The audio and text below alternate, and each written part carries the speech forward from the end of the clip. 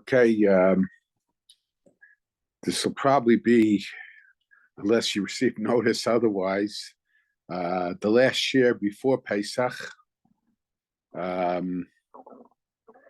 And as customary, we usually study the Hagaddah before Pesach.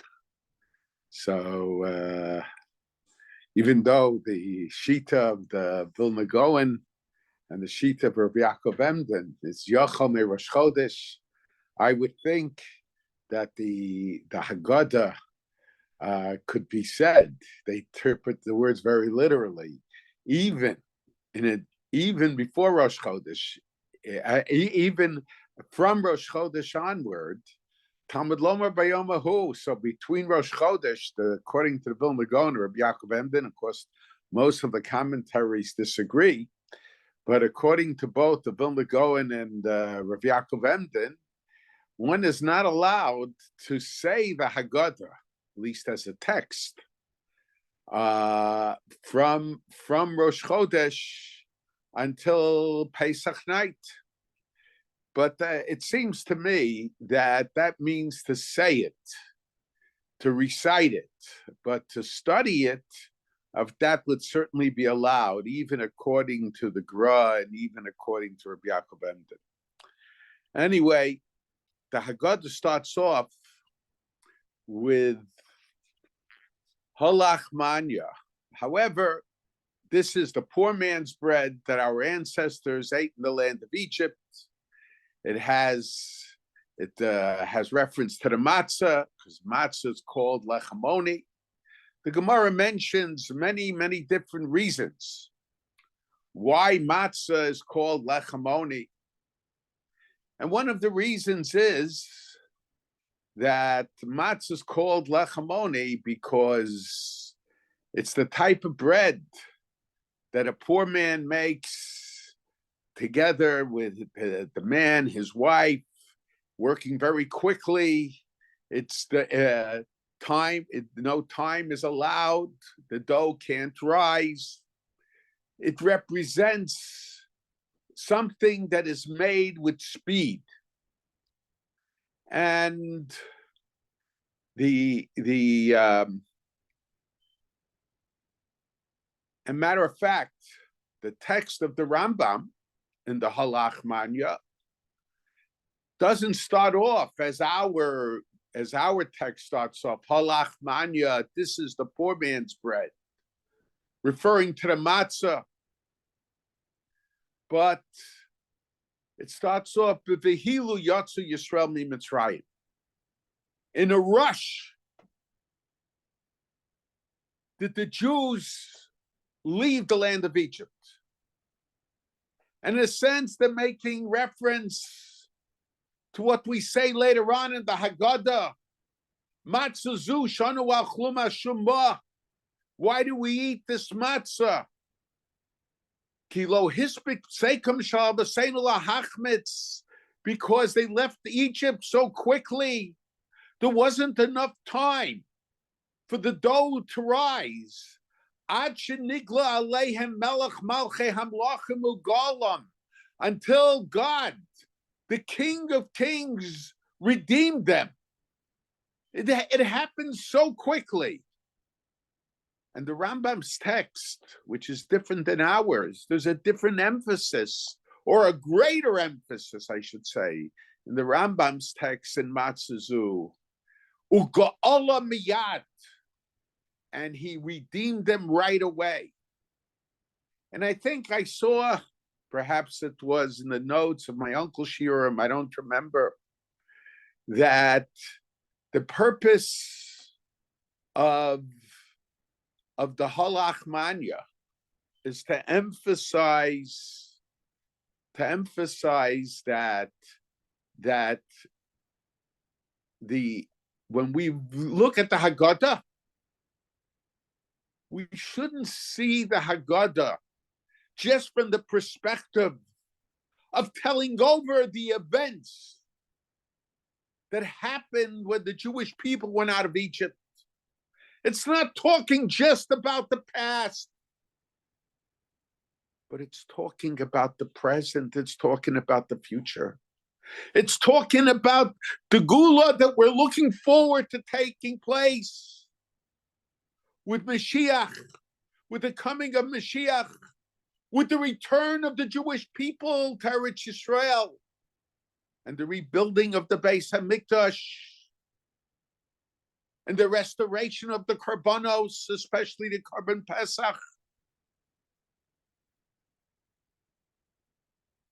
So halach manya the chalav son of our Mitzrayim, this bread that's symbolic of quick, just as the Gula there took place in a very short period of time. This future Gula could also take place in a very short period of time. Kol dichvin yeseh v'echol. Whoever is hungry, let him come in and eat. We extend an invitation. Kol ditzrich, whoever is in need of the Karban Pesach, yeseh v'yiftach, let him join us for the Karban Pesach. And the question is very well known. The Karban Pesach is only lemenuyav. It has to be done earlier. There has to be agreement before the Karban Pesach is given. Who is in what group to eat the Karban Pesach? How could we, Pesach night, say, Kol ditzrich yeseh v'yiftach, whoever wants to join us for the Karban Pesach? And furthermore, there is no Karban Pesach today. Who are we kidding? And the Brisker Rav, I think I saw in notes that was published, the Brisker Rav said that the Jew is standing this year, and he knows there's no Karban Pesach, but he's looking forward to next year when there will be a Karban Pesach. And he's saying, Kol dichvin yeseh v'yechol, whoever is hungry, let him join us this year for the Seder. Kol ditzrich. But next year, whoever needs a Karban Pesach, we're extending an invitation now for next year. We're looking forward to next year when the Beis HaMikdash will be rebuilt, when the Karban Pesach will be given, when we will be sitting b'chabura, we will be sitting as a group and partaking of the Karban Pesach. Hashata Abdei. Now we are slaves. We're servants. We can live in beautiful houses, but we're still slaves. It's not that many years since the Holocaust, when Jews who lived in Germany in beautiful houses were dragged to concentration camps.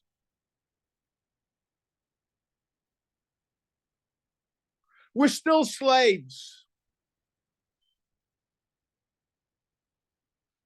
Jews are being attacked on college campuses. Jews are being attacked on the streets.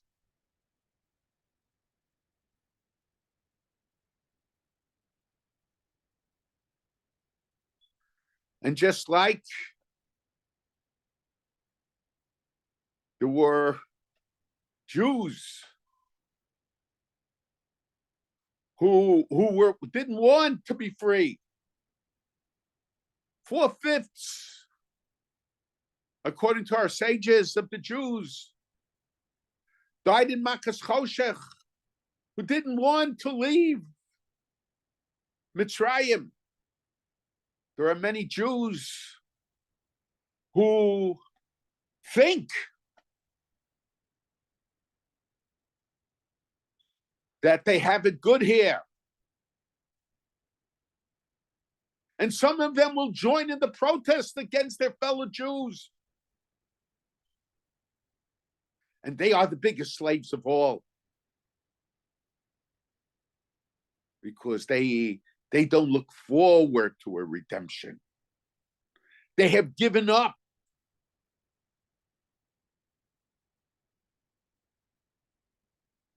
Hashata Avdei.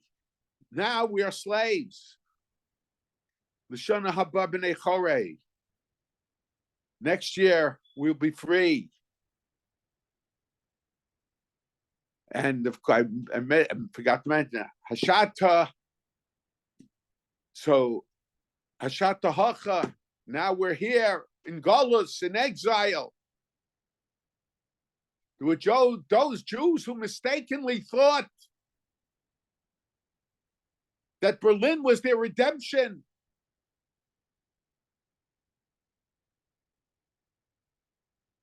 And there are those who perhaps will not verbalize it, but will suggest that in America, the land of democracy, they have come to the ultimate redemption. The Shana Haba B'Arad Yisrael. The only ultimate redemption is when we'll be in Eretz Yisrael, when we'll be B'nai Chorin, and there we will be B'nai Chorin, and there we'll be free. So this perspective that the Brisker Rub suggested, and it's also, I think, based on what my uncle said, is that the Halachmanya, which aside from the Kiddush is the opening statement of the Hagaddah, the introduction to the Hagaddah, tells us that the Hagaddah is not a book about the past.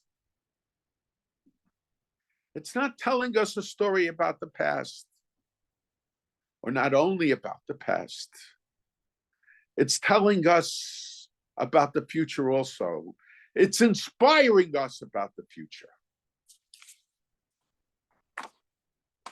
And of course, it connects the future with the past.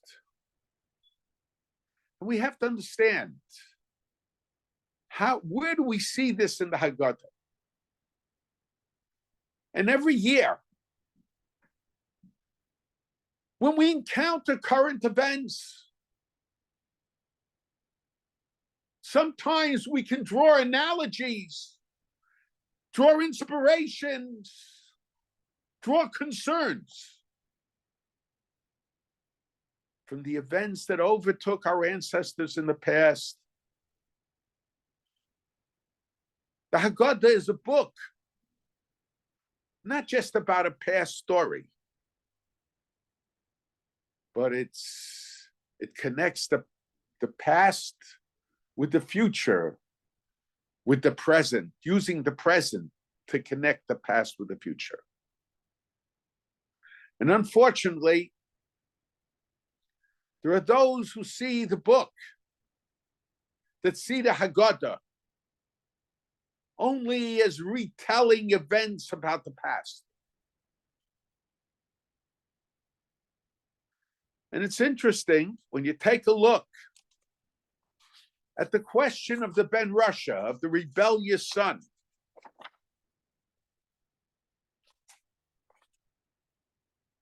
What does the rebellious son say?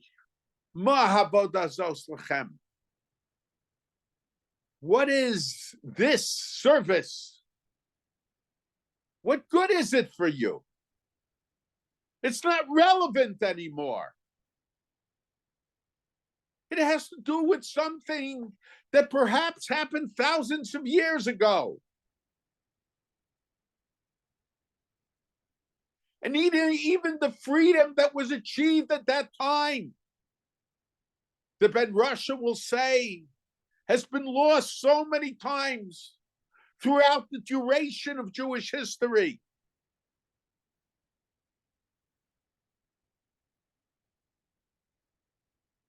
But we connect it. We connect ourselves in the present, then with the future, we connect it with the past.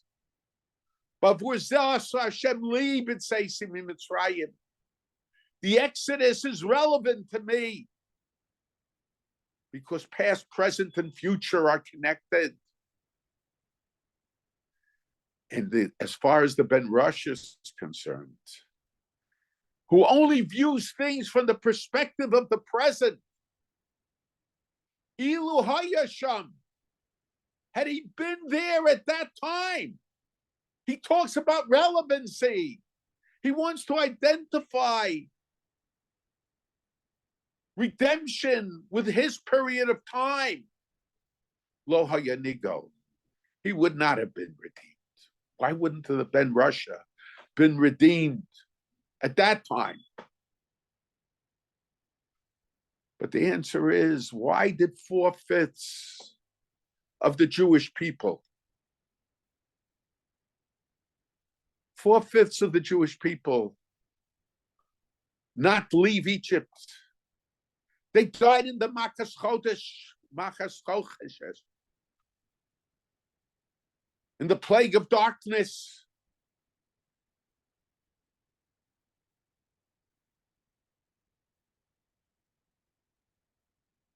Why?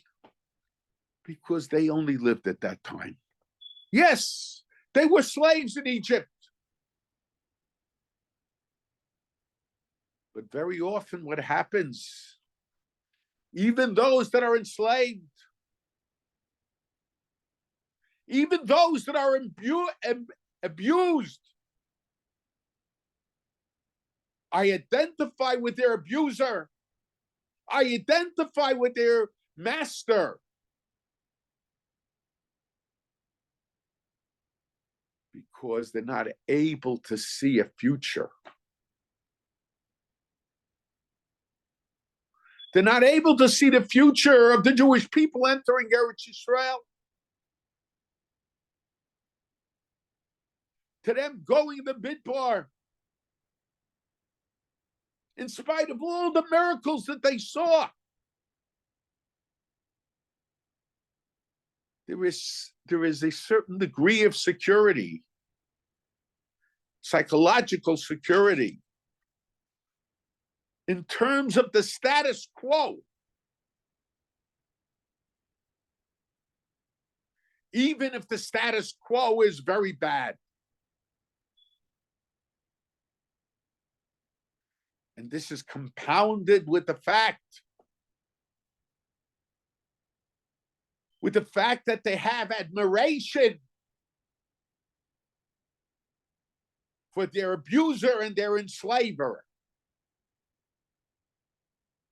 It's a psychological fact that people who are taken hostage, sometimes people who are enslaved, identify with their oppressors.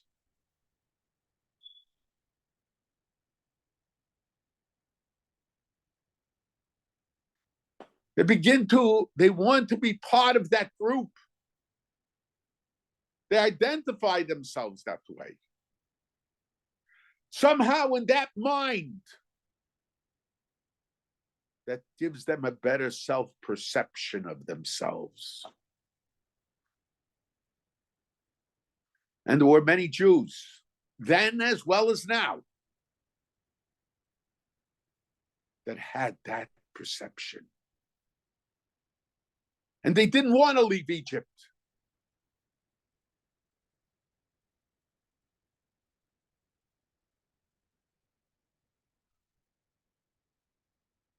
And it's very interesting.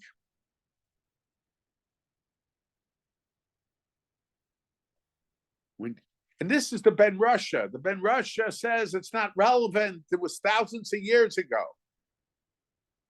But even thousands of years ago, if he had been living thousands of years ago, he would not have wanted to leave Egypt either. Because he's not able to connect past, present, and future.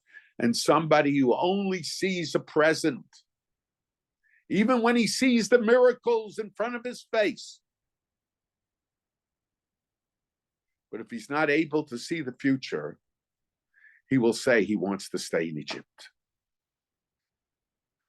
And it's interesting, after dealing with the four sons. The Hagaddah says, Yochel Rosh Chodesh. I would think, and I discussed it a little bit, I'm not going into it too much now. I would think the mitzvah of reciting the Hagaddah begins at Rosh Chodesh. Talmud Lomer Bayom Bahu, I mentioned in a previous year, I think 2 weeks ago, that we need a special Xeris HaKosov to tell us that the mitzvah of Sipu Yetzias Mitzrayim, the mitzvah of talking about the events that took place in Egypt,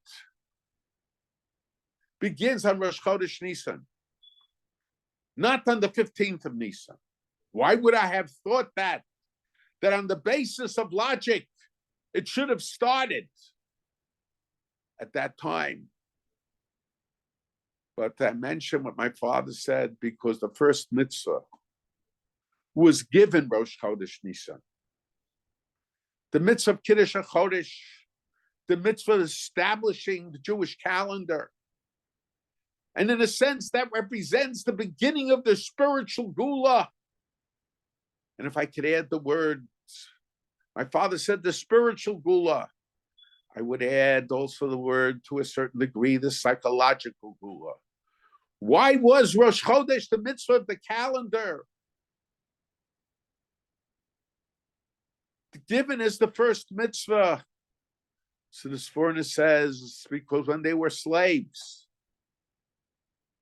time was not in their own hands. They were slaves of time. So their redemption began with giving time over to them and declaring the new month that was symbolic of the fact that time belongs to them. Mekadesh Yisrael b'ham b'zmanim, who sanctifies the Jewish people, our sages say, who sanctify the times.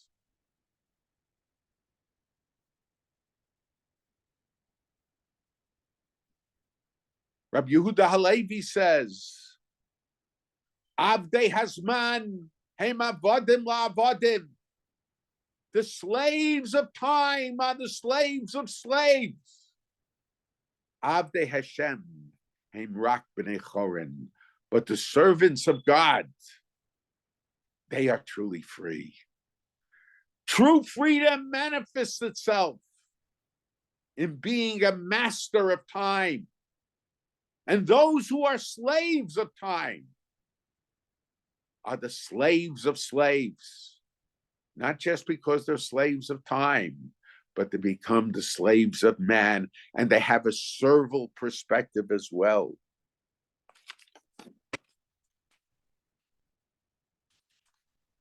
It's interesting that the Hagaddah then goes on to say,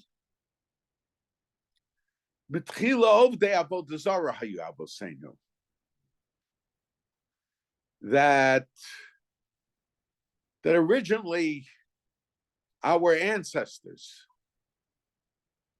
were idol worshippers. And one has to ask the question, why does it say metchila, from the beginning? But bitchila, I should say. In the beginning, our ancestors, v'afsha, v'now, kirvanu hamakim lavodaso. And now, HaKadosh Baruch Hu, these, of course, HaKadosh Baruch Hu brought us close to his service. But I think this paragraph of the Hagaddah talks about the spiritual slavery. The purpose of Yetzias Mitzrayim was to become Avdei Hashem, servants of HaKadosh Baruch Hu.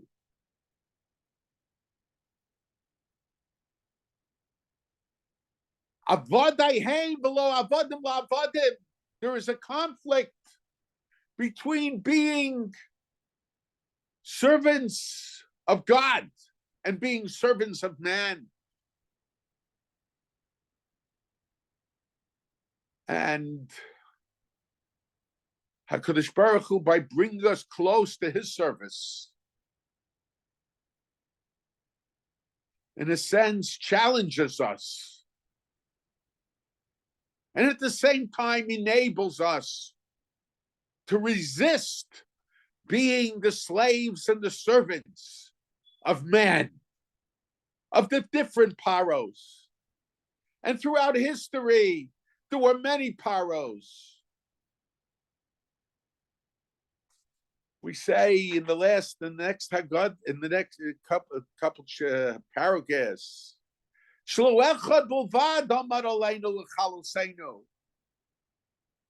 not just one. We tend to think that our oppressors are of the past, especially those that like to think of themselves as good Americans. We're in the land of the free. There were Jews in Germany that believed that as well. In every generation. And we could add in every land. Omdim aleinu l'chaluseinu.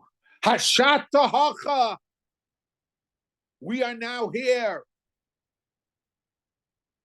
We see that in the university campuses, Jewish people are being attacked. And what do you think is going to happen when these attackers, after they graduate schools, occupy positions of authority? You think they're going to all of a sudden fulfill the commandment of Ahavta l'reacha kamocha, even from their perspective? They will gather together groups who have nothing in common.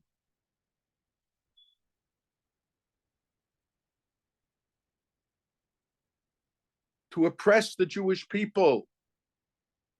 So what happened in the past repeats itself in every generation.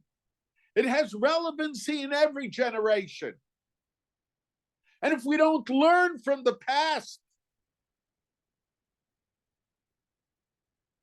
then we could suffer the fate of some of those, of our ancestors, the fate that they suffered in the past. We have to be on constant guard.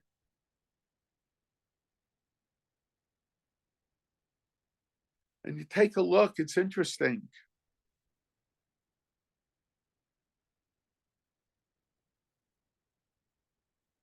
And when we want to ignore the fact,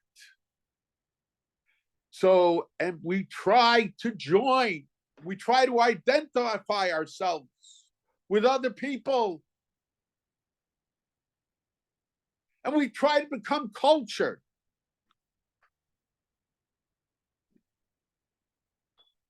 There's no problem in being cultured, but sometimes there's a red line. And that can result almost in idolatry, actual idolatry.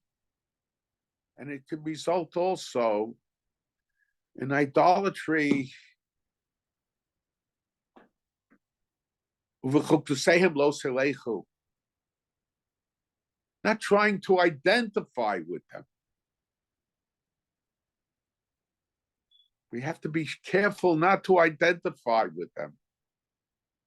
We can try to succeed. We can work to help our country, our people. We have to be loyal citizens. But we have to know that our first commitment is to HaKadosh Baruch Hu and to Klal Yisrael and to the Torah.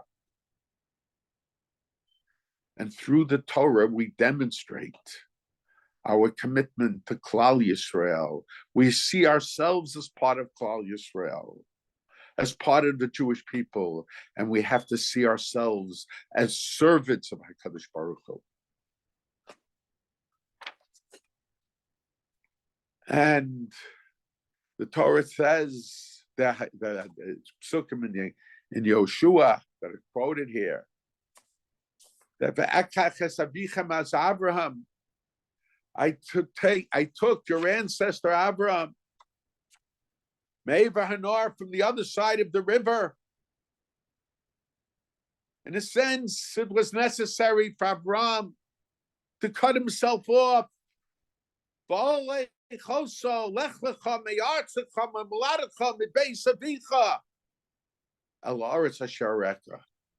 the land that I'll show you, where I will have a special relationship with you.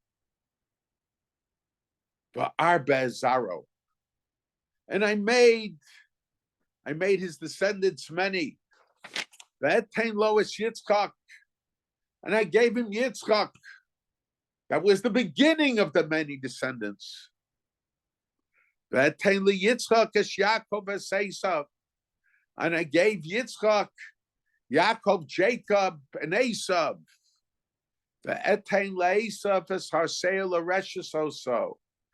And I gave Esav Har Mount Seir, as an inheritance. Yaakov Avon of Yardu Mitzrayim. And Yaakov and his descendants and his children went down to the land of Egypt. And the question is, what's the significance of the fact that Yaakov went down to Egypt? And of course, we know that he went through slavery. His descendants went through slavery, even though Yaakov himself was revered in Egypt. And we sometimes like to look at the Jewish people who held prominent positions in the country we war. And that gives us a false feeling of security about the future.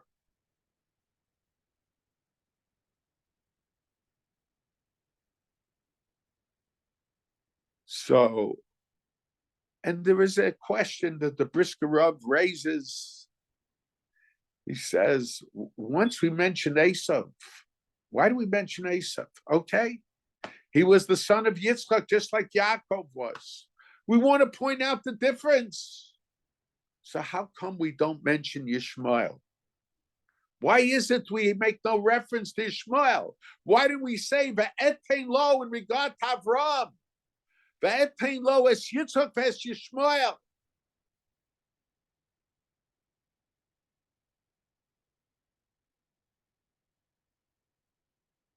Why only Ve'etein li Yitzchak as Yaakov as Esav? And the Brisker Rav says, based on the Yesod of Reb Chaim, that Yishmael from birth was excluded to be the successor of Avraham Avinu. Tivi Yitzchak yikar l'chazara. From Yitzchak will be your descendants. But our sages say, Joshua, ki v'Yitzchak, from Yitzchak will be your descent, your seed, but not all of Yitzchak. But there's a difference. Yishmael was excluded from birth, from being the successor of Avram, whereas Yaakov and Esav each had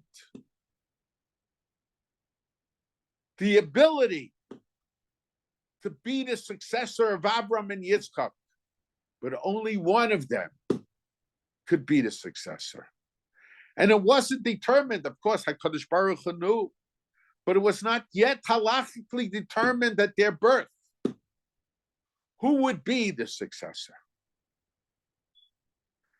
So Yeshua wanted to point out that Esav was not the successor. The successor of the successor was the one who underwent what was told in the Bris Bein Absarim to Avraham Avinu. What was told in the Bris Bein Absarim to Avraham Avinu? Ki ger yiyeh zarecha b'eretz lo lahem.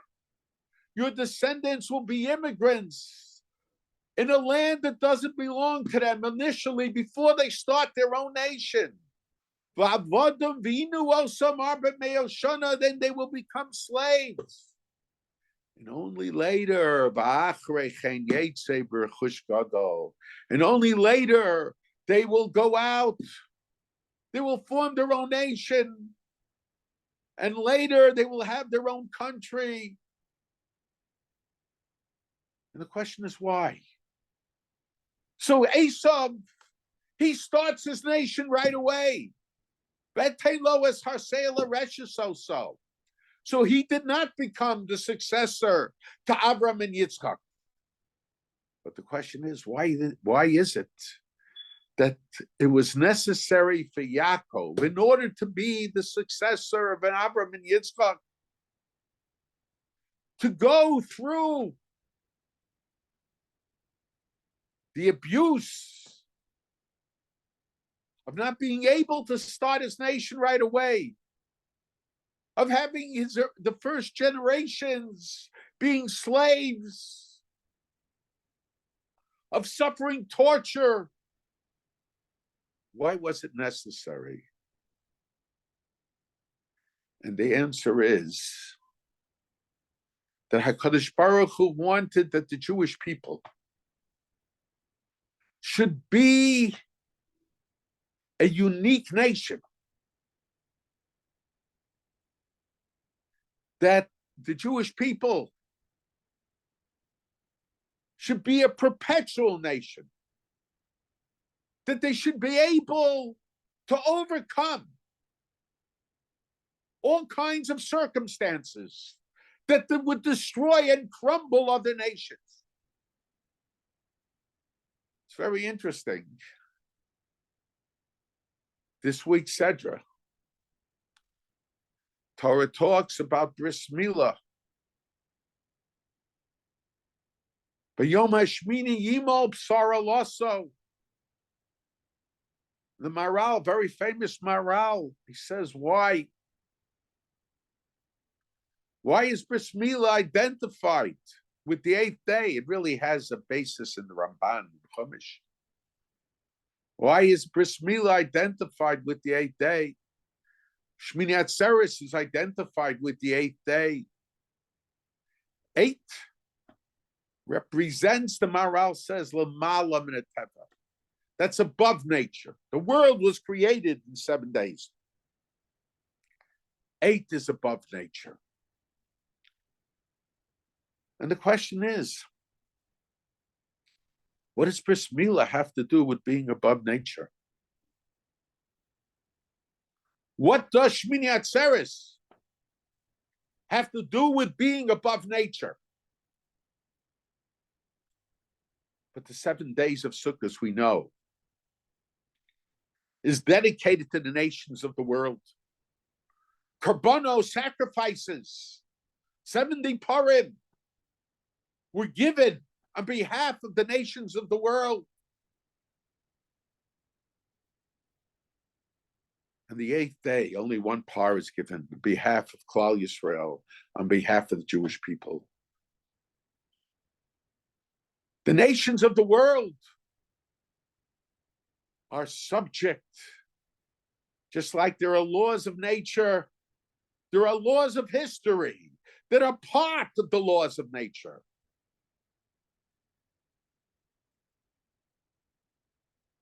There was a professor at the University of Chicago many, many years ago who found fault with the Jewish people because the Jewish people did not adapt to the ways of the other nations and adapting from the culture of the nations that they defeated.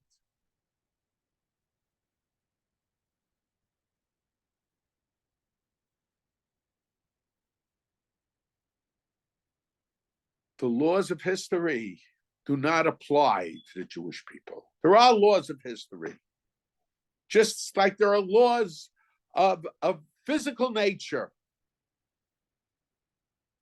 But there are laws of history also. But Shmini Atzeres represents the Jewish people being above the nations of the world.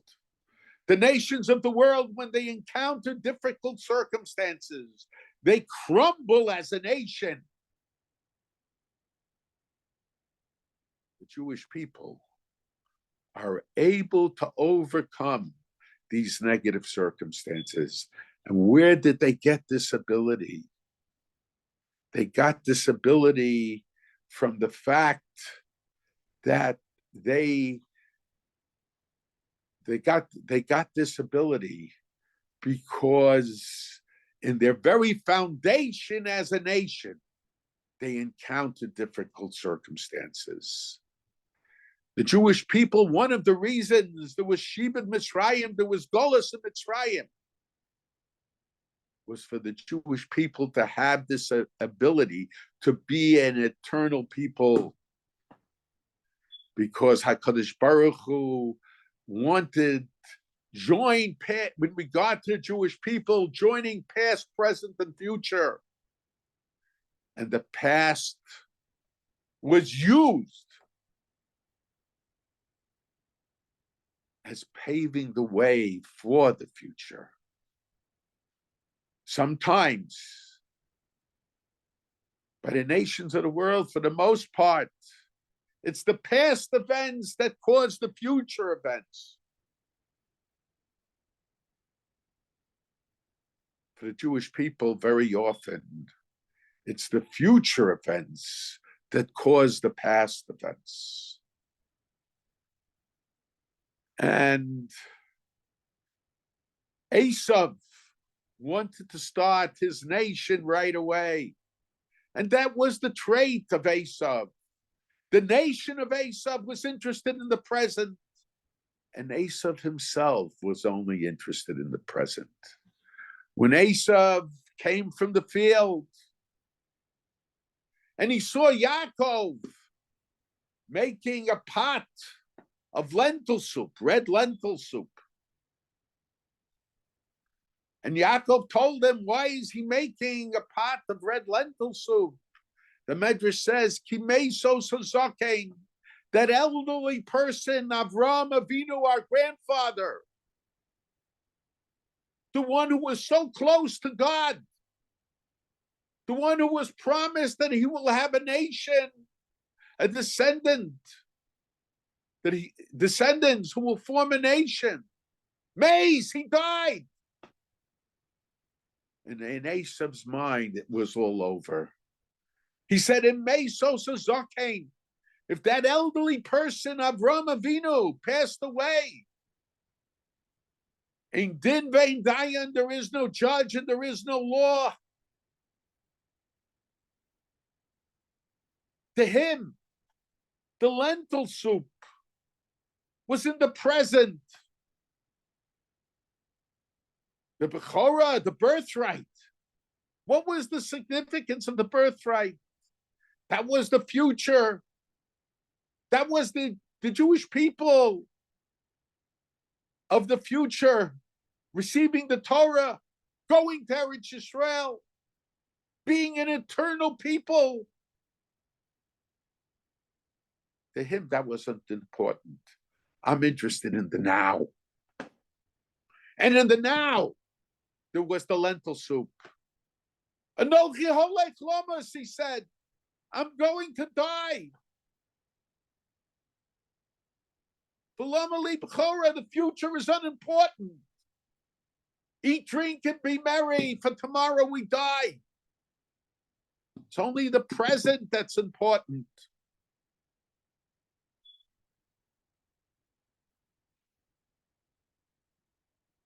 And the truth, you take a look, Chazal tell us that when Avraham Avinu sent his servant, who's Moshe b'chol beiso, who was trusted by Avraham over everything that took place in his household, to seek out a wife for Yitzchak. He sent him to his birthplace. Get someone from my family. They were all over there, Avodah Zarah. They were all worshiping idols. And Eliezer was somewhat upset. He felt that Yitzchak should marry his daughter. After all, she was brought up in the house of Avraham Avinu. And Avraham said, no. She's Oror, she's cursed. And Beni is Baruch, and my son is blessed. And curse and blessing can't come together. What's the idea? But the idea is the following. Interesting, the Medrash says that when Avraham Avinu was going to the Hagaddah, when he got the decree from HaKadosh Baruch Hu, take Bincha Yechidcha Shahavta, and take him to Har Moriah, and put him up as a carbon on the altar over there. And Avram takes a trip Al Har Moriah to Har Moriah, and together with Yitzchak, together with a donkey, Ushnein Aravito, and 2 servants were with him. And the Medrash says, who was the 2 servants? The Daskenim Baal Tosfos mentions the Medrash. It was Eliezer and Yishmael. Yishmael was the son of a shivcha, of a maidservant. To a certain degree, he still had the perspective of servitude. And Eliezer was a servant, great man. Moshe b'chol beiso. Our sages say, Gadol sichasan. The Torah gives more space to the speech of the Avdei Avos, to Eliezer, than it mentions in regard to many halachos. So at that time, Eliezer was certainly a person of great esteem, but nevertheless, he was an Eved. He was a slave. And Vayar, after 3 days of traveling, Avram Vayar Samakam Rachok, he saw the mountain, he saw Har Moriah, the place where the Hagaddah was going to take place, which was the future site of the Beis HaMikdash. And then he turns to Yitzchak, and he says to Yitzchak, what do you see? And Yitzchak says that he saw the same thing as Avram. Hanoah ani roeh, I see a beautiful mountain. Va'anan kashor aleha, and a heavenly cloud is attached to it. That's why it's called Hamakom, because HaKadosh Baruch Hu is called Hamakom. He was able to identify that place where the Beis HaMikdash ultimately will be built as the place of HaKadosh Baruch Hu. The place where God would be. And then he turned to his servants, or those who had the servile attitude. He turned to Yishmael. He turned to Eliezer and said, what do you see? They said, we don't see anything. There was nothing special. There was a mountain there. There was no Anan Kosher Aleha. What's the idea? The idea is there are those that can see Shekhinah. There are those that can see Shekhinah close up, but they can't see it from afar. And there are those who could see it from afar. The Jewish people, after Kriyas Yamsuf, they were able to say, Zek Keli Banveyu, this is my God. And I'll build for him a Beis HaMikdash. But that impact didn't last. Rasa Shivcha Layam. They were the maidservant at the sea. They were still had a servile perspective.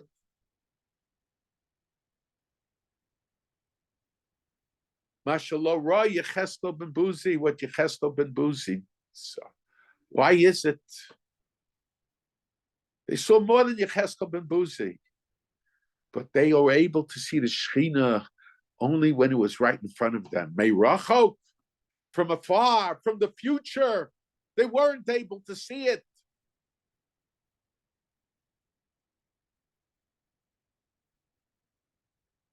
They weren't able to connect past, present, and future. There was a wedge between the present and the future. A slave is a slave of time. They only have the present. Eliezer's daughter could not be a name of Klal Yisrael. What does it mean to be a real parent? Today, unfortunately, we have parents that focus only on the present. Their focus is on the awards that the children might receive now. But the future life, the Masorah that they'll give over to future generations, that's not right in front of them. That's Merachok. It's far away. Too far for them to see. Too far for them to be concerned about. Like Esav, they can say, Anochi Holei Klamos. I'm going to die. That's not important. And when we talk about the Jewish community, are we talking about the future? Or are we talking about the present?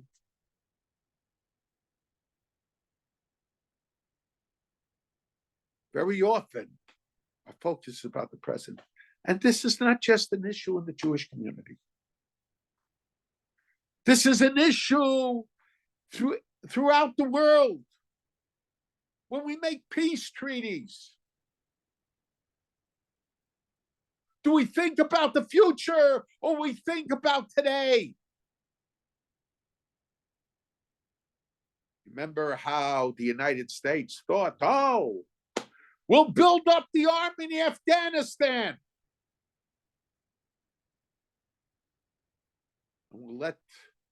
And even before, no steps were taken to prevent the destruction of the government in Afghanistan.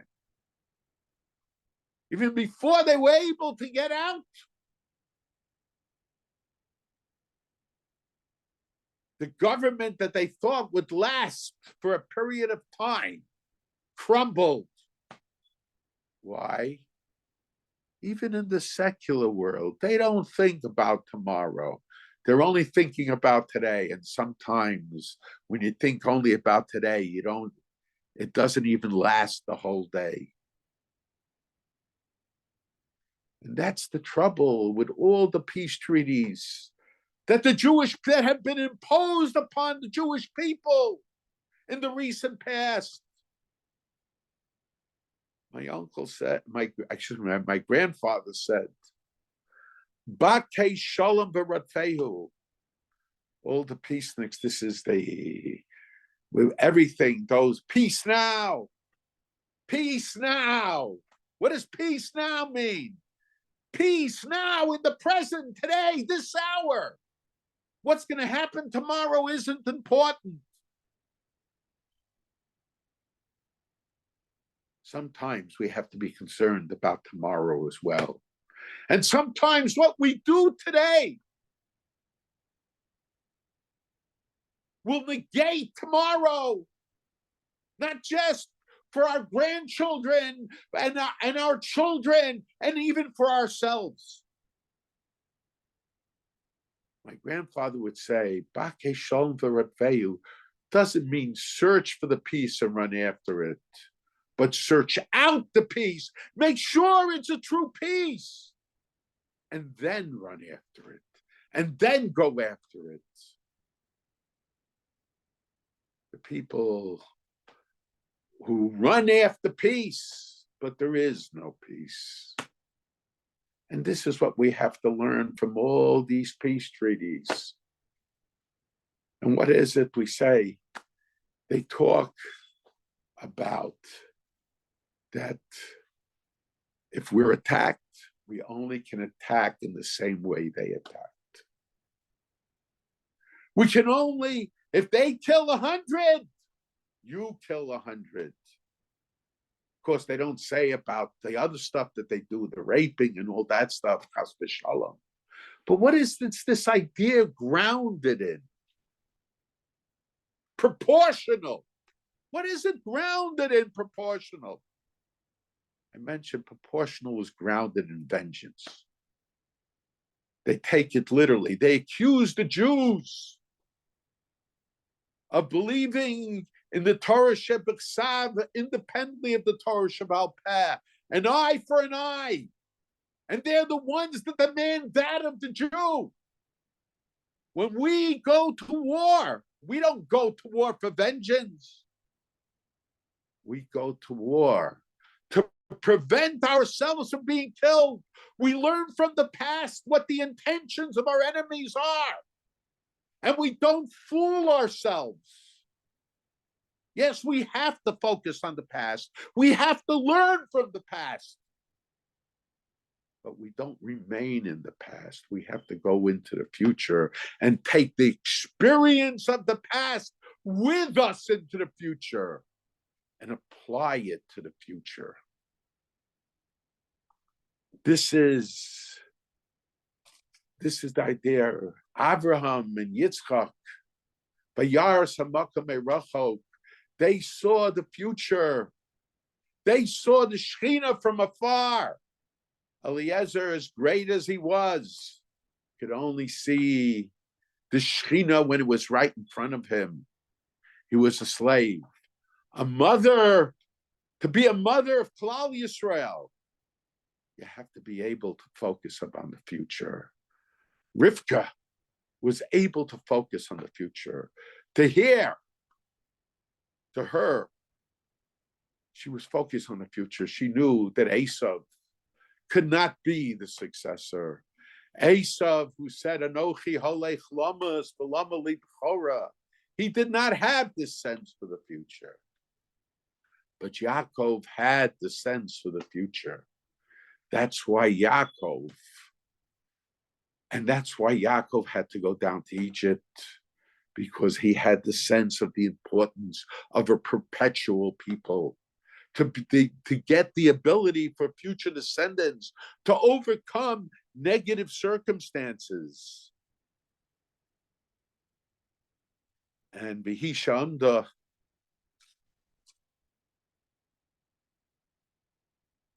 and it's interesting that we say,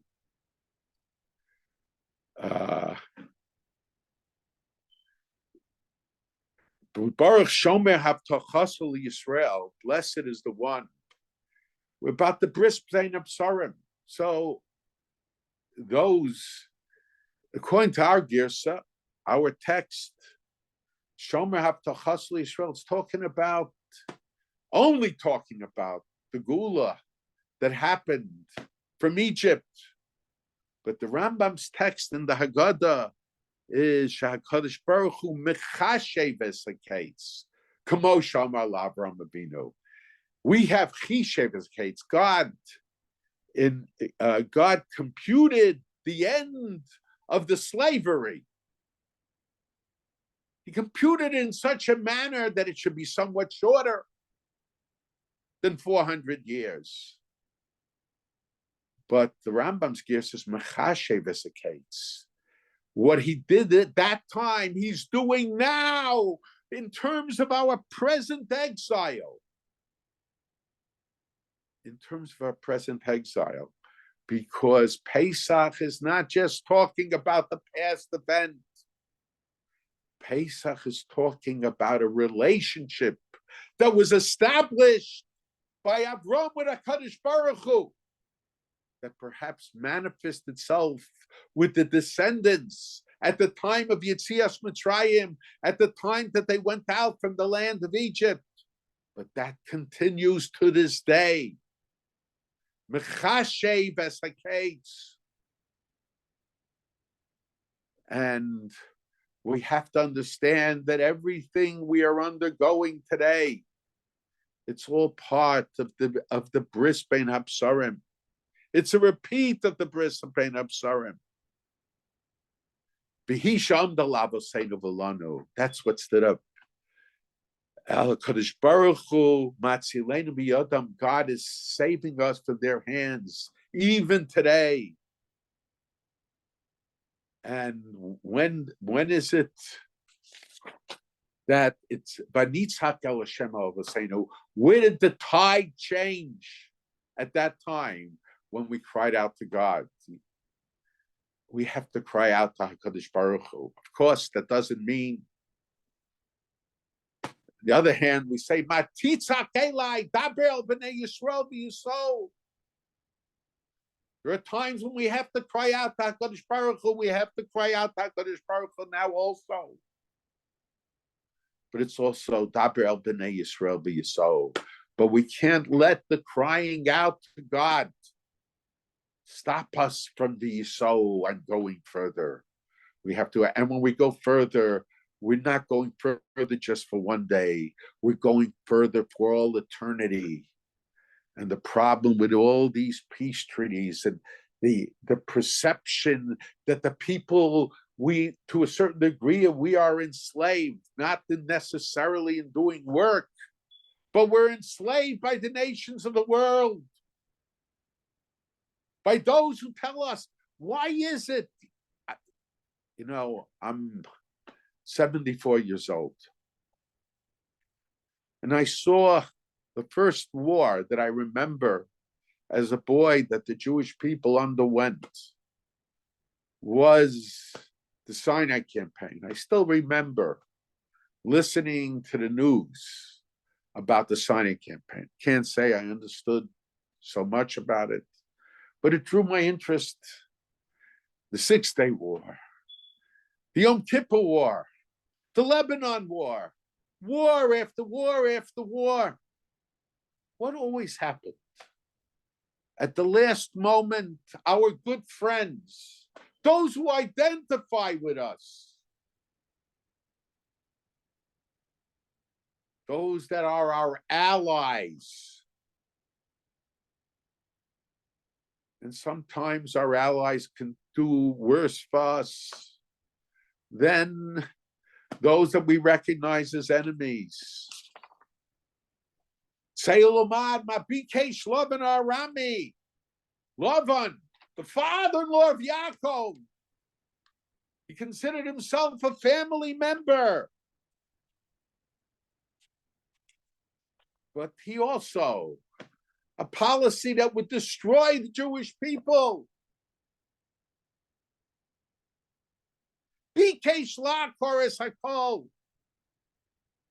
We have to be suspicious, not only those who make Zeros decrees against us, not only those who say, Kolabein Hayelo Tashlichu, throw the boy in the Nile River, not only those that appoint people to whip us, to enforce slave labor against us, but even those who come in friendship. Yaakov Avinu, when Esav was coming, he made the prayer to HaKadosh Baruch Hu, Hatzileni na miyad achi miyad Esav. Save me from the hands of my brother, from the hand of Esav. And the Beis Halevi says, why do you say Hatzileni na miyad achi miyad Esav? Save me from the hand of my brother, from the hand of Esav. Should say, save me from the hand of my brother Esav. But Esav sometimes comes in brotherhood, in friendship, and in an alliance. But even then, Hatzileinina, save me. All these times we had these wars, the Jewish people had the ability at a certain point to eliminate the threat over them. But the United States, they wanted the Jewish people to survive. They wanted Israel to survive as a nation. But they didn't let them have the situation where there wouldn't be a threat over their existence. Always at the last moment, at time.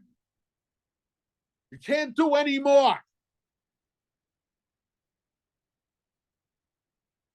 When it came to the United States' own existence, I remember when in September 11th, if you're not with us, you're against us. If you don't join us in the battle.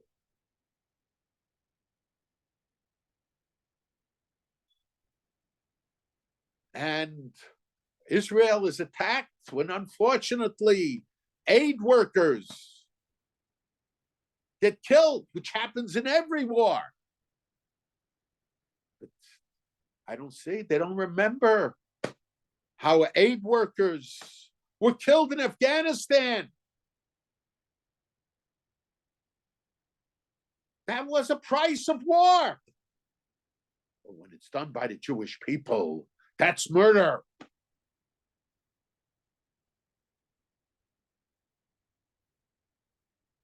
Why? The United States wants Israel to survive for their own reasons, but they want them to constantly have a threat over them. They want Israel, the Jewish people, to always be dependent upon them. They want the Jewish people to have a present, but they don't want the Jewish people to have a future. They want the Jewish people to have a several perspective. And you can have lives of momentary presence, but it's all presence. There's no future. The Jewish people need a future in the present. They have to be able to connect past, present, and future together. And this, the United States doesn't want to allow them to happen. And this is what Pesach night is about. It's interesting, we say, I'm a Rabbi Lezer ben Azariah, we say in the Hagaddah, Harei ani keben shivim shana v'lo zechisi shetamar yetzias m'rayim b'leilos, ad shedorsha ben zomel aman tischi yom tzeis ch'meretz Mitzrayim. There's a mitzvah of not only telling the story of the Exodus, Pesach night, but making mention of the Exodus every day and every night of the year. But the Chachamim say that the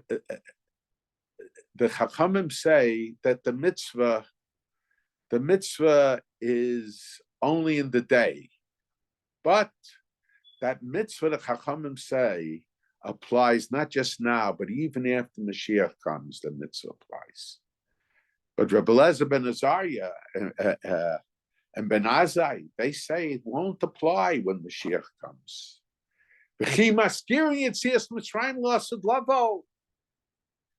Will the Jewish people constantly, of course, Pesach night they will, but will they constantly talk about Yetzias Mitzrayim when Mashiach comes? So, but every day they'll make reference to the ultimate redemption, the redemption from the nations of the world. The focus won't so much be on the Exodus. And Rav Zalman Meltzer says the mitzvah of Zikaron Yetzias Mitzrayim. Reb Chaim disagreed with that, but the Alaman Tizkars Yom Tzeischa Meretz Mitzrayim Kol Yemei Chayecha, that you should remember all the days of your life, the day you went out of Egypt. When the Jewish people, when Mashiach comes, that mitzvah will be a mitzvah of reminding ourselves how God redeemed us with the coming of Mashiach from the nations of the world. But the pasuk is Laman Tiskos Yom Seisam Eretz Mitzrayim. It's in the Even Ezo in Hilchos Kriya Shema. The pasuk talks about the exodus from Egypt, and he says the nature of the mitzvah is going to change according to Ben Zoma. Until Mashiach comes, we'll talk only about the exodus. But once Mashiach comes, instead of talking about the exodus every night, we'll make reference to the Jewish people being redeemed from the nations of the world with the coming of Mashiach. But the pasuk is talking about the exodus from Egypt. But the answer is the exodus from Egypt represents the beginning of a special relationship. But that's a relationship that just began with the Exodus. It continues to this day, and it continues till Mashiach's coming. And when Mashiach comes, and we make reference to Mashiach's coming and our redemption, that will be the continuation of that relationship. The mitzvah is reminding us of that relationship. Ani Hashem Elkeichem, Asher Hotzeisi Eschem Eretz Mitzrayim Lios Lachem Leiltim. Ani Hashem Elkeichem. It's the relationship that we established through the Exodus, and that relationship continues. It's all, according to Rabbi Zalman Meltzer, it's all part of that mitzvah. So even in the Hagaddah also, it's important to use the past to connect the past together with the present and the future.